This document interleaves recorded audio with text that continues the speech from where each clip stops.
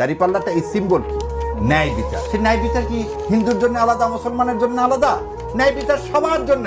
The parameter is same. দুটি প্রসঙ্গ এখানে আসছে, যেহেতু প্রসঙ্গটা এসেছে আমি একটু প্রশ্নই করি। অনেকেই বলছে যে এখন তাহলে আপনারা তো ইসলাম শাসন কায়েম করার কথাই বলছেন, সেই জায়গা থেকে তাহলে যে হিন্দু প্রার্থী তিনি কি হরে কৃষ্ণ হরে বল দাড়িপাল্লা টেনে তোল সেই স্লোগান নিয়ে তিনি ক্যাম্পেইন করবেন কিনা বা ঝাঁপিয়ে পড়বেন কিনা? ভেরি ভেরি ইন্টারেস্টিং ব্যাপার। তিনি কিভাবে ক্যাম্পেইন করবেন একটা জিনিস আপনাকে বলি।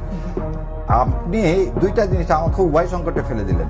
যখন নিবন্ধনের জন্য আমার দলে গঠনতন্ত্র জমা দিলাম, তখন বললো তোমার মহিলা শাখা লাগবে, তোমার অন্য ধর্মাবলম্বীকে অ্যাড করতে হবে। কি জন্য? এটা ইনক্লুসিভ, না হলে তুমি এদেশে রাজনীতি করতে পারবে না।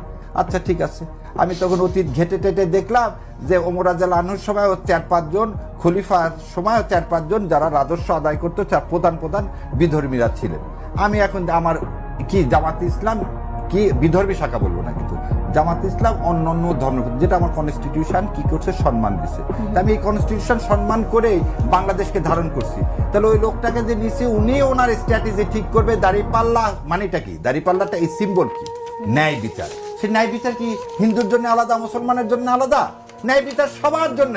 The parameter is same. আল্লাহ বলছে মিজান। মিজান মানে কি? ন্যায় বিচার। আর আল্লাহ হচ্ছে কি আমার, আপনার, তাই ব্রহ্মা মানে